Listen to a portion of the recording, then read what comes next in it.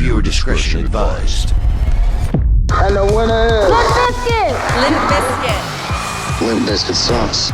You know it. I know it. Limp Bizkit can suck on big motherfucking fat cocks. And the winner is... Limp Bizkit! Limp Bizkit caused a riot at Woodstock. Looks like an absolute war zone inside here. I can't tell you. And it was like they're trying to kill us in here. I'm so outraged that I was even in this. Like a tribe jumping all over the place. Whoever thought you'd be banging Britney Spears? You had the world's biggest virgin. Any guy out there would do the same thing.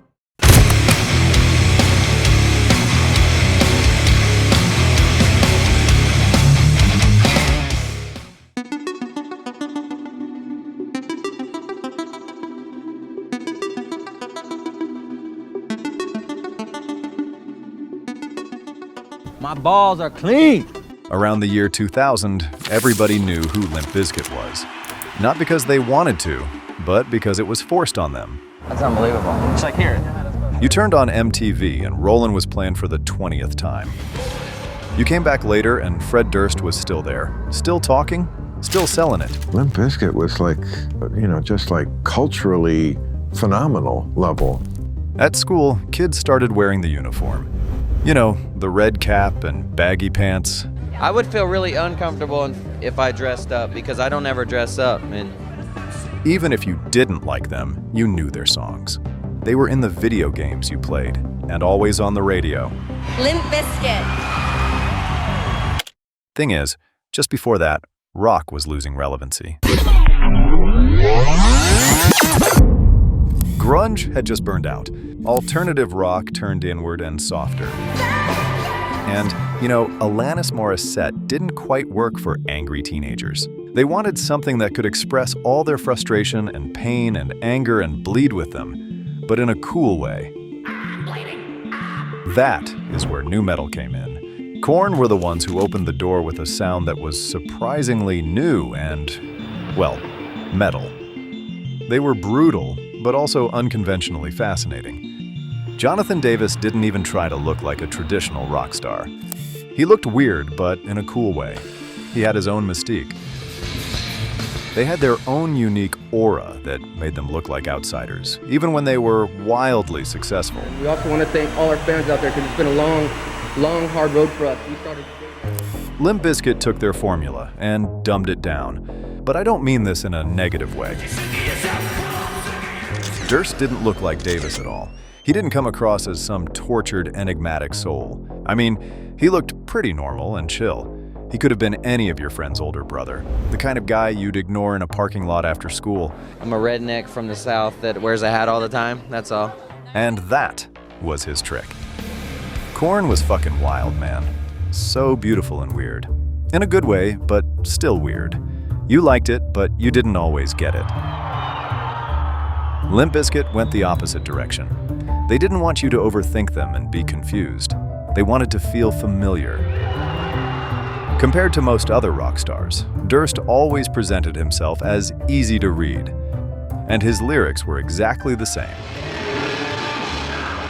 Simple, direct, sometimes almost too basic, and yet that made them instantly easy to remember, almost like you already knew them.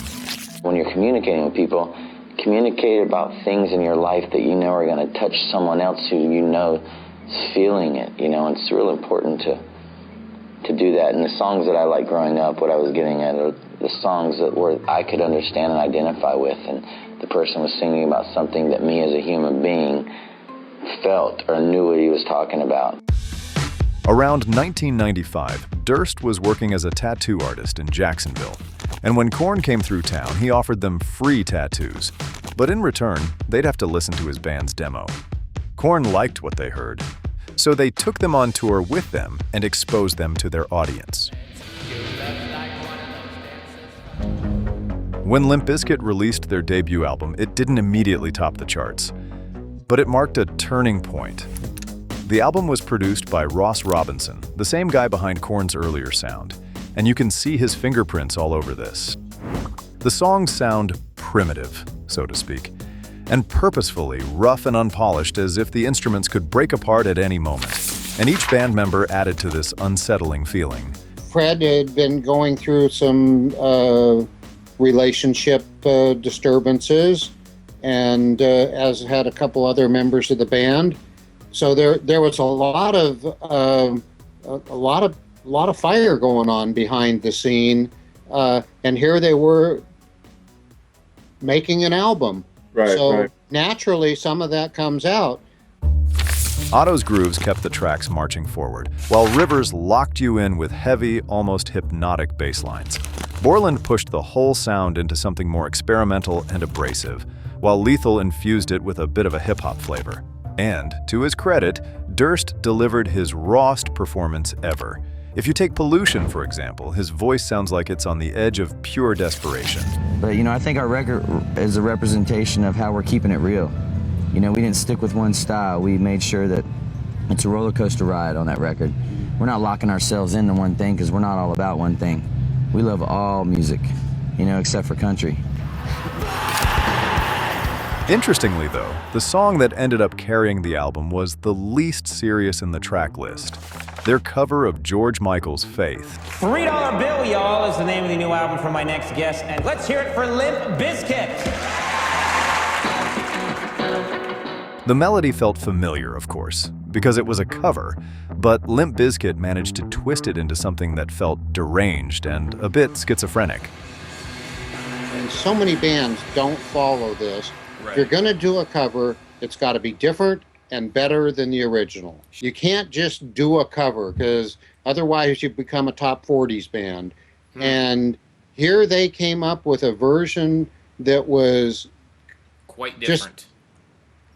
Quite different. It was like it grabbed you. You couldn't stop listening to it. And it was genius. I remember them. I remember them on Conan playing. And everybody was like, "Well, you're not going to do it." Oh, wait, this is good. And that's how Faith made it. It was a through hit. The. Yeah, I mean. You really had to run the gauntlet with the Ross Robinson and Indigo crew on an album. You were literally running the gauntlet to get onto an album, and that was one of the songs that just knocked everybody over.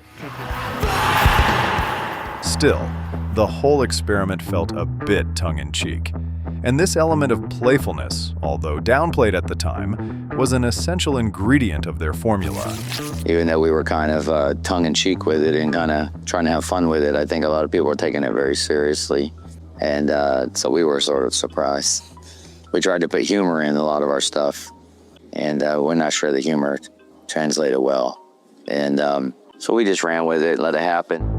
But despite Faith's underground success, the band was still pretty unknown and looking for a way to break out of their bubble. So, in 1998, their label did something that gave the band a taste of the backlash that would follow them for years. They paid about $5,000 to a radio station to play Counterfeit multiple times a day.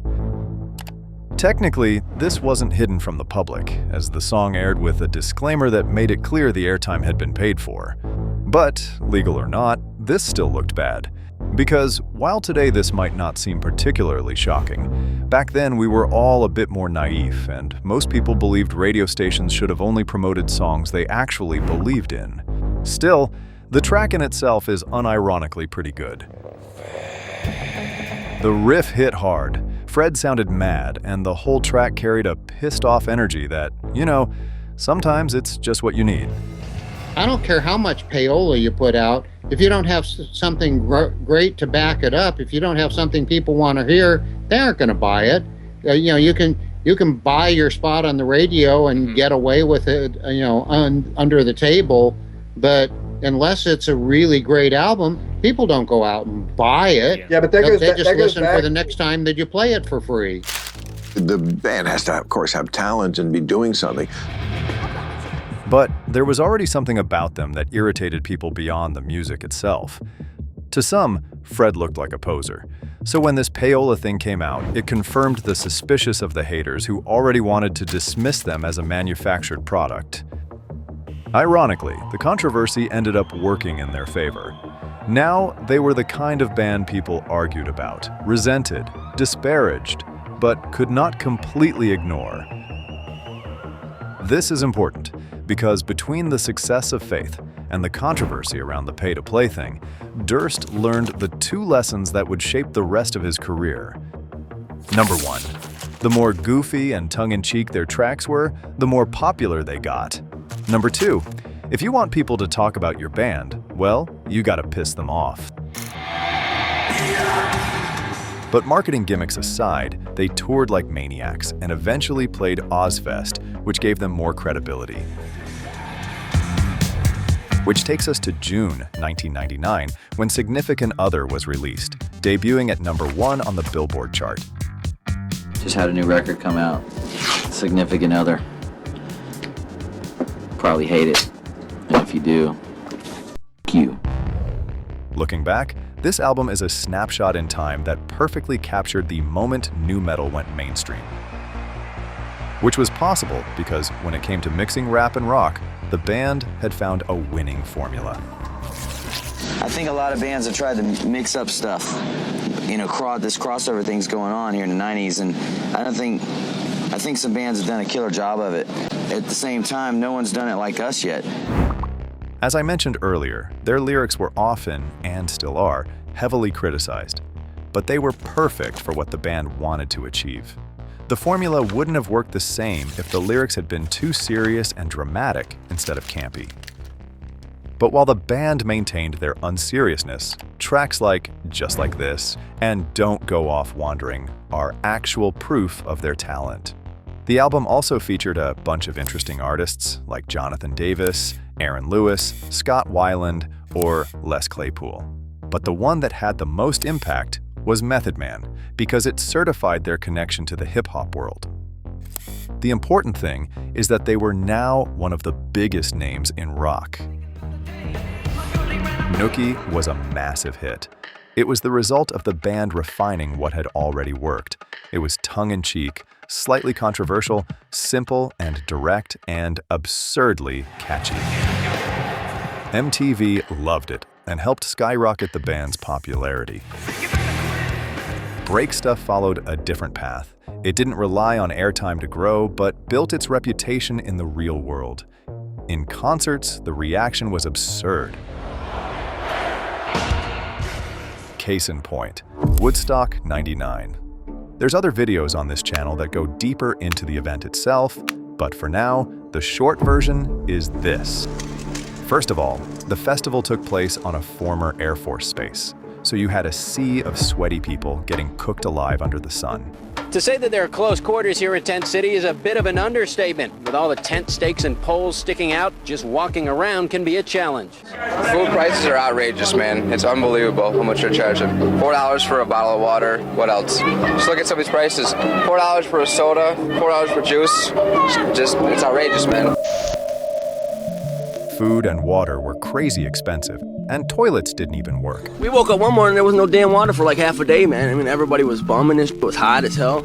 And excuse my language, but there were like no water, man. It was like they're trying to kill us in here, you know, and everybody was mad about that. It didn't take long for people to feel scammed, angry, and frustrated.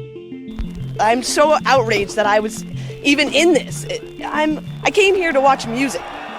Hey, let me ask you a personal question. By the time Limp Bizkit went on stage, the atmosphere was already tense. How many people here really like NSYNC? As they played, things at first went as they usually go. People were in the pit, pushing and jumping as you'd expect. One guy, crowd surfing, he had a bottle of gin in his hand, and he fell down and he hit a girl in the head, and she cracked her head open. And it took about 30 minutes to get her out of the pit. Durst worked the crowd as usual. How many people here ever woke up one morning and just decided it wasn't one of those days and you're gonna break some shit? But when they played Break Stuff, the reaction from the crowd was absolutely insane. People went nuts. They started climbing towers and tearing apart plywood and destroying anything they could reach. People just started going, and it just escalated into another group, like a jungle, like a tribe, jumping all over the place. From above, it looked like the perfect crowd reaction. But the media would later paint it as a war zone. Looks like an absolute war zone inside here. I can't tell you. How scary was it for you up there when they started ripping that place apart, when they started taking the plywood off the towers and stuff? God. Dude, it's not our fault. That's all I can say. The organizers seized the opportunity to distract the public from how poorly the festival had been organized and blamed the band for the chaos that happened. But Durst had already learned that controversy was good for them. A lesson only reinforced by the fact that after the festival, Significant Other sold millions of copies and Durst's face was plastered all over magazine covers. Thing is, at the time, pop dominated the charts, but hip-hop was also expanding into the mainstream. Limp Bizkit took the catchy hooks from pop, married them with the groove from hip-hop, and then wrapped the whole thing with aggressive guitars in a moment when rock didn't have a dominant mainstream band. And while Korn looked like freaks, Limp Bizkit felt perfectly plugged into the mainstream. Then, in October 2000, Chocolate Starfish and the hot dog flavored water was released. And this is where the story starts falling apart.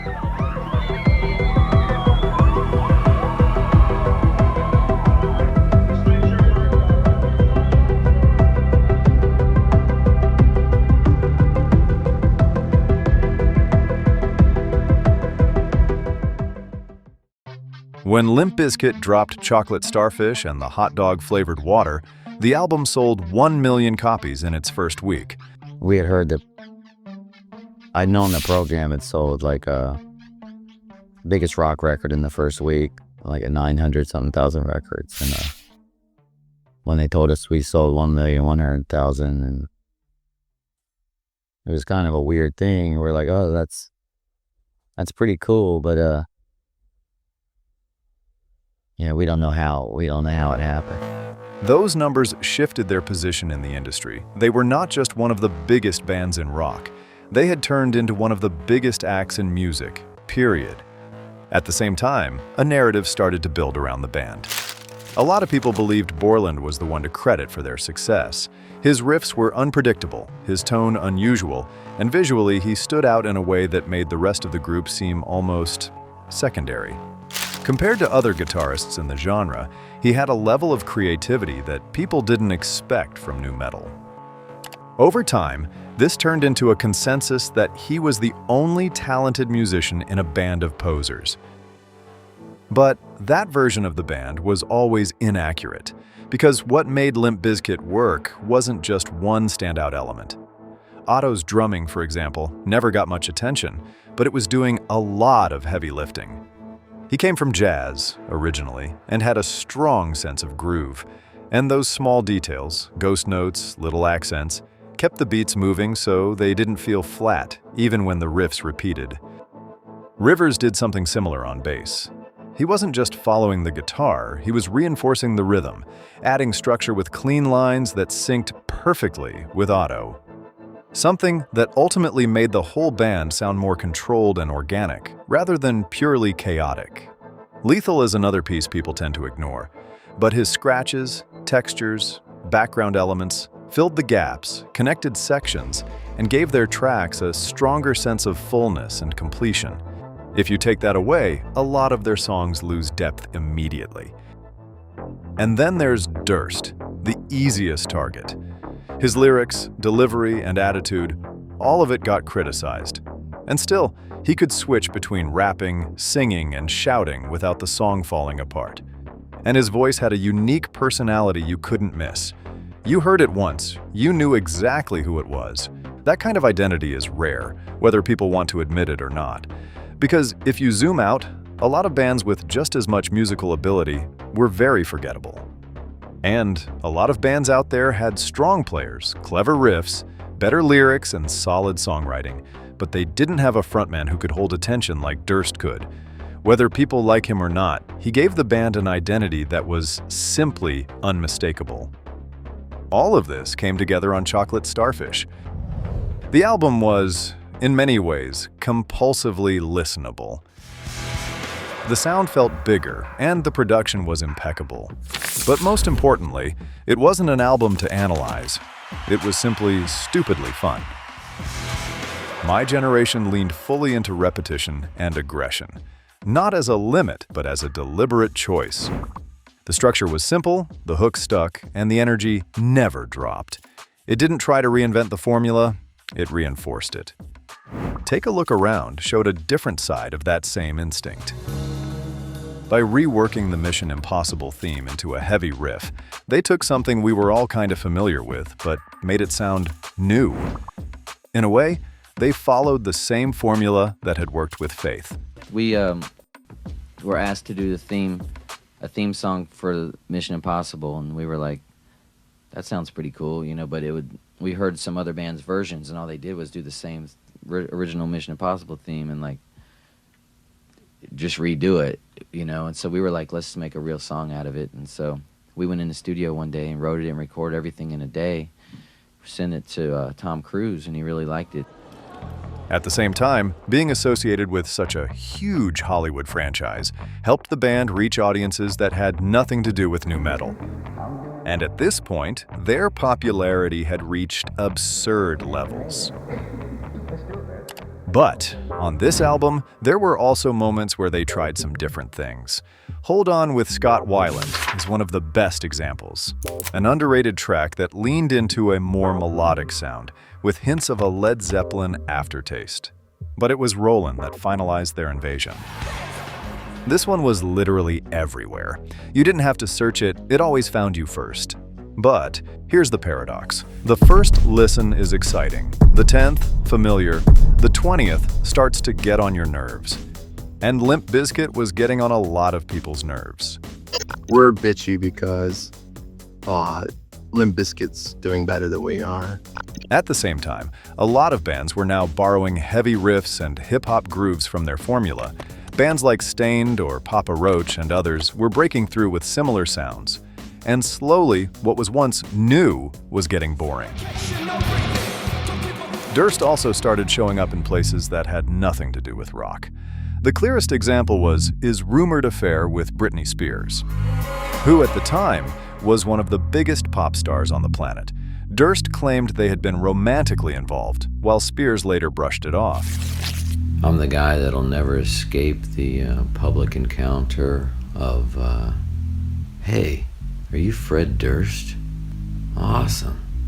Well, did you fuck Britney Spears? Durst had now entered the shallow world of gossip and celebrity culture, something that damaged the image of the band. Because it's the world. This world meets this world, and a lot of fans out there are just like, what are you thinking, you know? And then but any guy out there at the same time would do the same thing.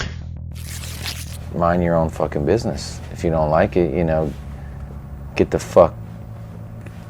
your fucking mind the fuck off of me. Quit thinking about us, you know what I mean? It's just a wild world. It's like, of course we're a target, you know what I mean? And then when you get famous or get more popular, you become a bigger target. So it's so easy for those little darts to hit you. You know, it's like when you're a smaller target, it's not that easy, you know what I mean? To make things worse, at one point, Fred performed live at the MTV Music Awards with Christina Aguilera. Something that attracted backlash even from Trent Reznor, who started ridiculing Durst in interviews. So look, I'm not gonna say Limp Bizkit sucks, you know? You know it, I know it. I'm not gonna say it. Well, the guy doesn't know me, and he knows nothing about me, and I can only think that I feel sorry for him. It's straight out of jealousy or something, or out of... Yeah, it's really weird because nobody's thinking about The Fragile now, which is a great record. They're thinking about the, you know, bullshit going on with him. He's not promoting his album, he's promoting everybody to hate Limp Bizkit, you know, and hate Fred. And it's, I don't know, if I were him, I would be trying to, you know, promote my album. And at the same time, Eminem was rising fast, and part of his appeal was how brutally he made fun of other artists. His feuds were funny, harsh, and very public. One of his enemies at the time was Everlast. Everlast did a song dissing me, then I dissed him back, then he dissed me back again. So I was gonna diss him back again one final time. At some point, Limp Bizkit had expressed interest in joining Eminem in this feud. They wanted to get on the song. Fred Durst was like, yeah, man, write me some shit, bro. I'll say that shit. And then DJ Lethal, man, I hate Everlast, man. He's a he comes over, he steals my weed, like all this shit, right? So I'm like, okay. I'm like, if you guys really want to get on the song, I'll set up the studio time in LA. Let's do it. Eminem took it seriously and booked a studio to record this track together. But it never happened, because at the very last minute, Durst canceled. So we set up the studio time. The day I get to the studio, that day, Fred pages us, yo, I got a toothache, so I don't think I'm gonna be able to make it today. And DJ Lethal says he doesn't know how he feels about doing the song because he's still cool with Everlast. So I'm thinking, all right, if he's still cool with Everlast, then why was he telling me he hates him? You don't say it. I'm not gonna run to somebody and say, I can't stand Denon. Do you know what I mean? To somebody I barely know those guys. You know what I'm saying? So if you, why, that's a girl. That's a fucking girl. That's a little girl. Things got worse when Lethal did an interview and said Everlast would kick Eminem's ass. Now come on, dog. You're supposed to be on that song. Yeah, what the for real, what the is that? Now you tell me what you would do. What would you do in a situation like that? Like I'm sitting back on TV, I'm sitting back at home watching the TV like, I think Everlast would whip his ass. I'm like, what? The fuck? You were supposed to be on the song with me. What kind of shit is that? Like, that kind of forced Eminem to drop a track called Girls with D12. This time, dissing Limp Bizkit and framing them as unreliable, scared little backstabbers. There was no f***ing call for it, dog. If you didn't want to be in the beef, then you should have stayed out of the beef. You shouldn't have opened your mouth with a f***ing opinion. That's it. So that's why I dissed him. And I look at him as a group, and I dissed him, even though Fred, whatever, he's in the middle of it because that's his crew. Do you know what I'm saying? One of my crew disses somebody, we all diss somebody. That's how people are gonna look at it. That's how people look at it, period. Is just like, what a joke. I mean, it's just such a, like, if they're not happy enough, like being rich and living in their fat pad and driving their fat car, they have to yell at other people. You know, it's pretty weird. Once Eminem flipped on them, the damage was beyond repair, because it explicitly confirmed the idea that Limp Bizkit, and especially Durst, was something ridicule that had to be mocked. Okay, man. To each his own, dude. Have at it. You know, it's like how this could cause controversy between bands or between the music industry or labels. It's pretty ridiculous. Not just that, tension was also developing with the band's immediate circle. Durst had played a major role in discovering Staind, signing them, and help establish their early visibility. However, as Staind got more popular, Aaron Lewis wanted to distance himself from the nu metal scene, describing his work as more serious and introspective. Durst fired back in some interviews, claiming Lewis lacked loyalty. This created a noticeable tension between the two.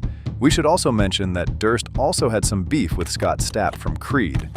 Well, for one thing, the guy is out of his mind. Like, he thinks he's a better human than everybody. He claims all this spirituality, this super killer guy. He doesn't give a damn about any of his fans. He ignores everybody. And you walk by his dressing room, his people, they look at you and they go, you do not approach the band, you do not talk to the band, you do not look at the band. And you're just like, what is the deal with this guy, man? Did he say something and to he's you? in his videos doing the Jesus Christ thing, you know, and he's all, you know, he's just like, hey, man, I am badass. Fred, were there It's any like, come actual on, man, words put your feet on the exchanged? ground, because one of these days that's going to go away and ain't nobody going to have anything to do with you if you act like that. There's a lot of people out there. Yeah. You're not going to set for about another 45 minutes, 15 minutes or so? Yeah, I gotta go stretch my willy out. Oh, yes, and if...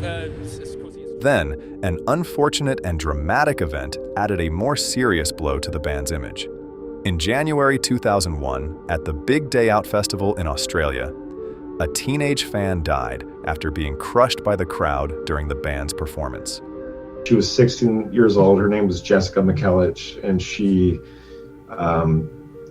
went into a coma, and then we left the tour and went back home, and I got the call like 2 days later that she had died in the hospital. The organizers failed. Crowd control was weak, and the situation wasn't managed properly.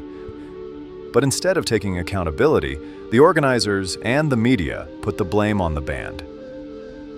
We kept telling them every day, we're like, this is getting more and more dangerous. And they were like, we've had Rage Against the Machine. This is not a big deal. And we're like, our crowds are this is bad. Like, it's getting worse every show. And then Sydney was so bad. How many people, put in perspective, you know how many people were there? Like, it's like between 80 and 150,000 people, maybe more, putting pressure on one single barricade. Yeah. And there's just there's no amount of like strength of one barricade going across that can stop the force of that many people. So the barricade, every security guard's hanging on the barricade, pushing forward. And it's like, there's 80,000 people out there. You're not going to fight 80,000 people, but people kept going down. We stopped playing like 5 times and just had to take a break and go, please stop. Not too long after, Borland quit the band. We had a girl die at our show in Australia. For me, that was it. I was like, I don't want to, not that it was our fault, but I don't want to be part of a force where something like this can happen.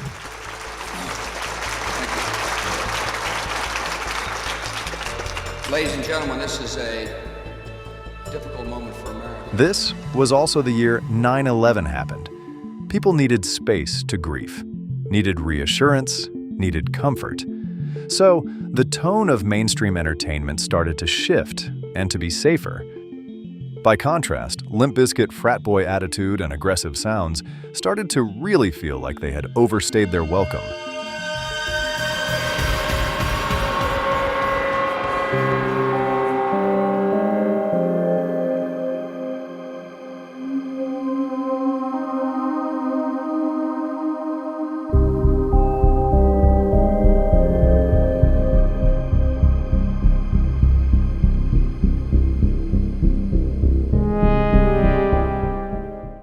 Wes Borland gave Limp Bizkit a legitimacy they would have struggled to have otherwise. Because, as I mentioned earlier, even critics who didn't like the band still pointed to Borland as the one redeeming part, the creative one, the reason the band was successful at all. And you're often called the only noteworthy musician in Limp Bizkit. How do you see this part of your career today? I think that's not a correct assumption of the band, because I see the other guys in Limp Bizkit as being incredibly talented musicians, and But once he was gone, that argument disappeared with him. Durst made things worse by sharing Borland's personal email address and asking fans to tell him to come back. Fans did reach out, but instead of asking Borland to return, a lot of them told him he made the right call, that he was better off without the band and without Durst. Once he left, Borland started speaking openly in interviews about feeling creatively limited and frustrated working with Durst. And because he had always been seen as the credible one, those comments carried weight. Because now the idea that Limp Bizkit was repetitive wasn't just coming from critics, it was coming from inside the band. Some of what Limp Bizkit was, I liked, but the stuff that I didn't like, about the music was so much that it was like, I couldn't listen to those songs. I couldn't listen to our records, and I couldn't really be proud of what I was doing and stand completely behind it.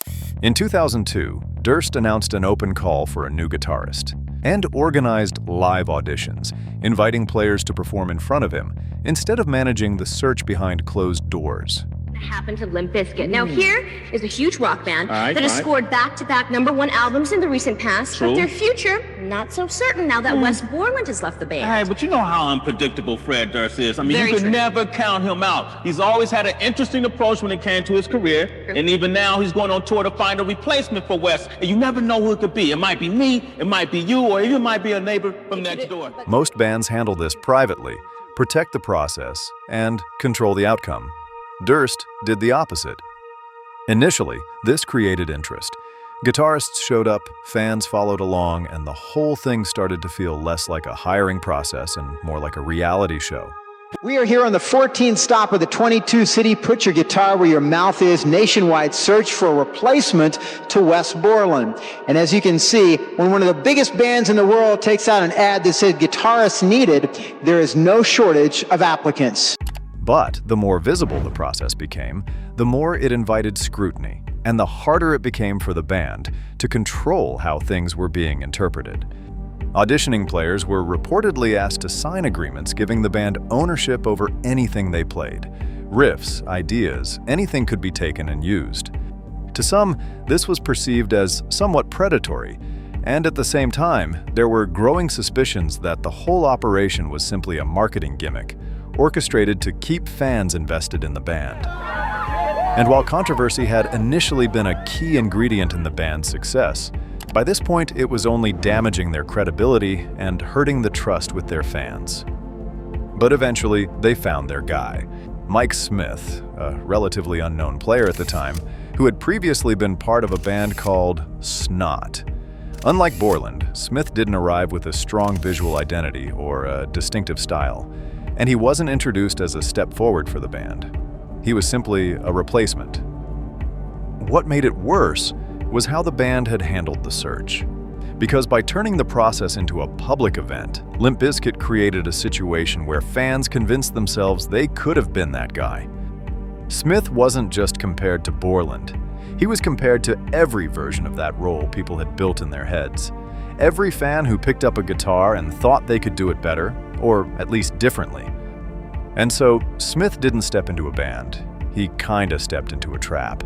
There wasn't a clear moment where fans rejected him outright.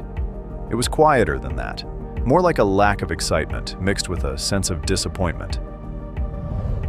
And that feeling carried into what came next, when Limp Bizkit released Results May Vary.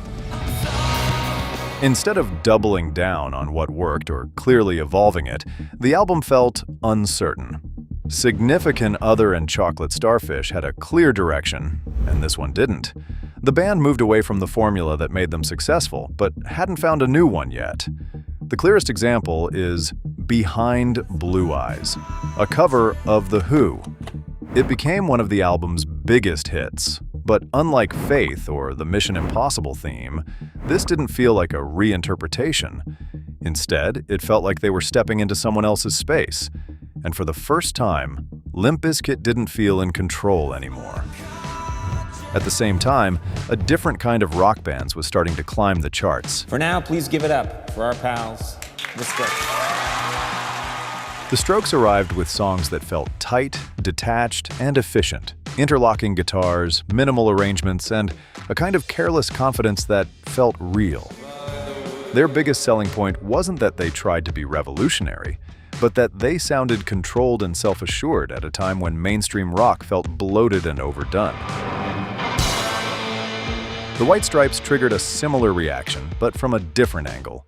Two people, one drum, one guitar, no bass, no lack of talent masked by an over-polished production. What you heard was what you got. This kind of simplicity came across as honest, and by that point, Limp Bizkit represented the opposite. They had become shorthand for forced and loud excess, something people felt they had already moved past. Meanwhile, Borland's own projects didn't come close to the reach Limp Bizkit had, so while he had more creative freedom, he also had a much smaller audience. At one point, he briefly played for Marilyn Manson. On paper, that should have worked. I mean, think about it. Darker brand, darker image, darker sounds. Seemed like a perfect match. But here's the twist. In later interviews, Borland admitted something unexpected. Playing for Limp Bizkit gave him more creative space than playing for Manson ever did. During the 8 months that I was involved with Manson, I only played 2 shows and then spent a lot of time sitting around in a studio, not writing. So it didn't have that much of an effect on my playing. He's definitely one of my favorite people, and he had an effect on my on me personally, and I'm glad to call him a friend now. But as far as a lot of writing and playing together, it wasn't really happening.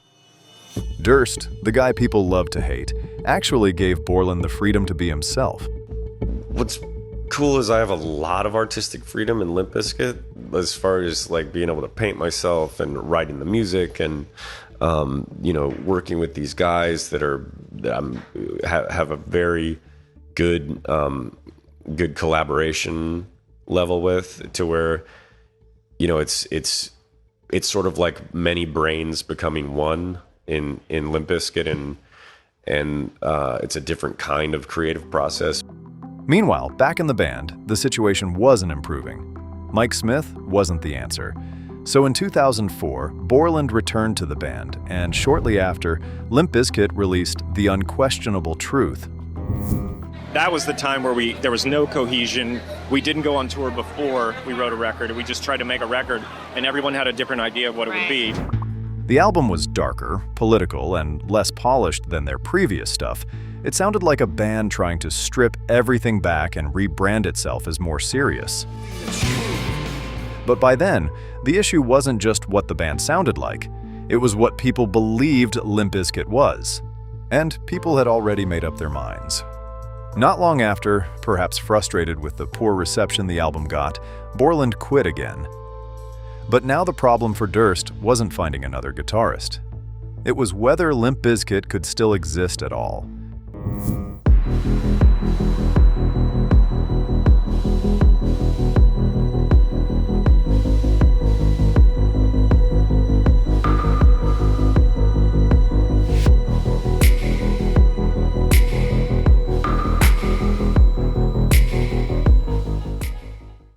After the lukewarm reception of The Unquestionable Truth and Borland leaving again, something unusual happened. Nothing. There was no dramatic ending, no final breakup, no clear moment where Limp Bizkit disappeared. They didn't implode, they didn't do a final tour, didn't drag each other to court, they simply stopped being part of the conversation. That silence mattered more than it seemed, because for years, they were everywhere. Always visible, always talked about, always getting some reaction. But now, as harsh as it sounds, they were pretty much irrelevant. Durst moved into film, something he would later claim had been his real goal since day one. I had read that James Foley directed Glengarry Glen Ross at close range. I read that he directed music videos, Martin Scorsese directed music videos, David Fincher.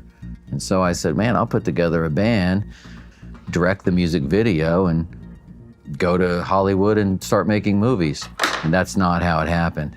And I'm telling Jimmy Iovine and Ted Fields and all these guys, hey, I want to direct movies. And they're like, no, you're going to be a rock star. You're selling a bunch of records. And he directed The Education of Charlie Banks in 2007 and later The Long Shots in 2008. The films were actually fine, but they didn't reach a wide audience. They were acknowledged and then quietly moved on. At the same time, Borland focused on his own band, Black Light Burns, exploring a darker, more experimental sound. The project was well received by critics, but it remained niche. And although Limp Bizkit never formally disbanded, their presence diminished to the point where they effectively ceased to exist. And without the constant stream of controversy, exposure, and pressure, something interesting started to happen. And we call it the iPad. That's what it looks like. By the early 2010s, their audience had grown up, and Limp Bizkit was almost forgotten. That distance changed how their music felt. No longer part of a cultural argument. Just stupidly fun, catchy songs.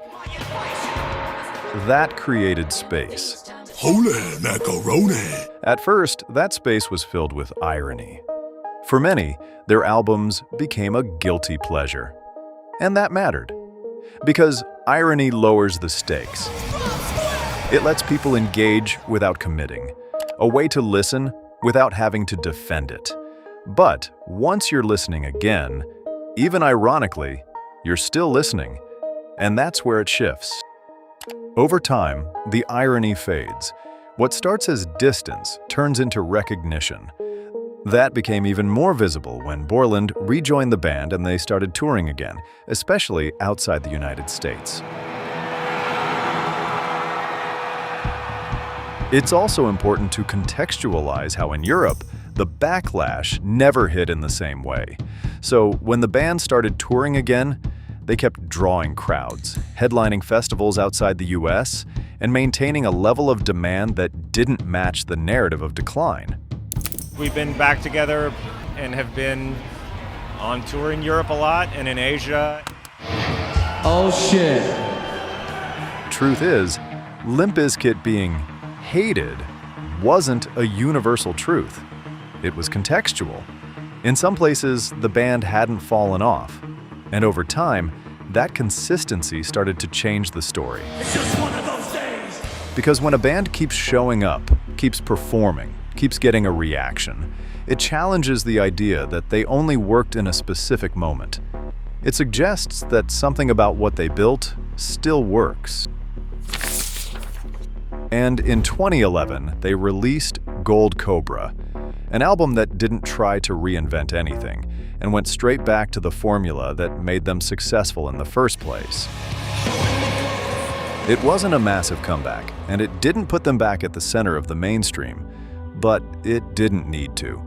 The people who showed up weren't looking for something new, but for something familiar. And for the first time in years, the reviews were surprisingly positive. It's actually the best reviews we've ever had on a record. As the 2010s progressed, a new dynamic emerged. This shift was not driven by the band itself, but by changes in how audiences consumed music.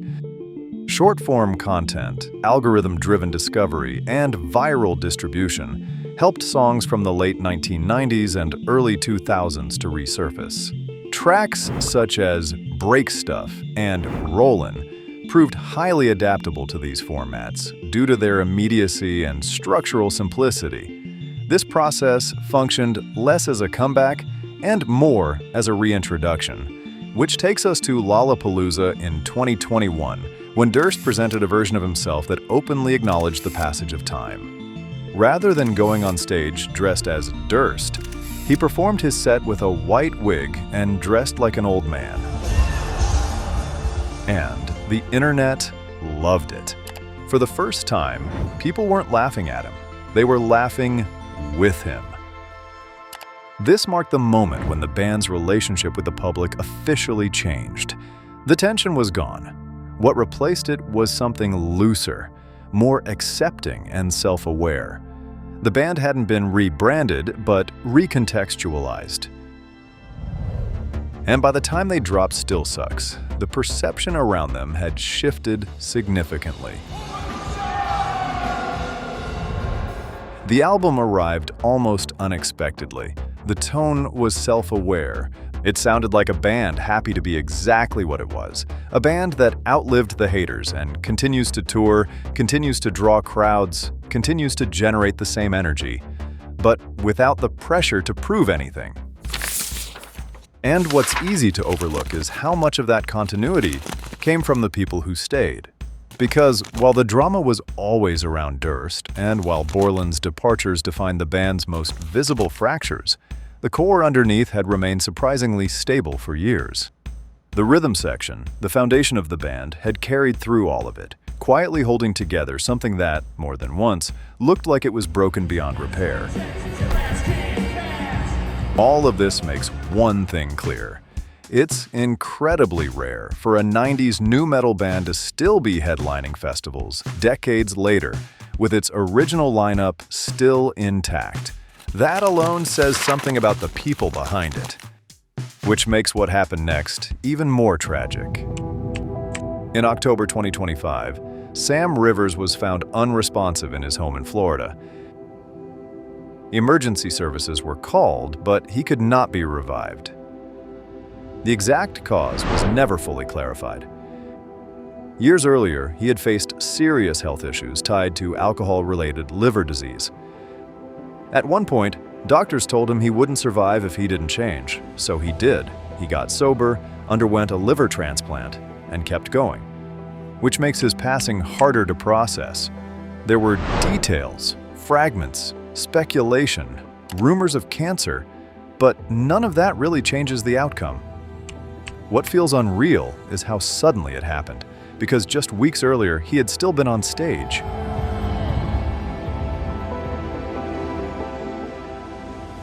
In the end, Limp Bizkit didn't just reflect a moment in music. They reflected a moment in people. Loud, impulsive, emotional, immature, a little contradictory. The kind of version of yourself that feels real when you're in it, and embarrassing once you move past it. Maybe that's why the backlash hit so hard. Because rejecting Limp Bizkit wasn't just about rejecting a band. It was about rejecting a version of yourself you didn't want to be associated with anymore.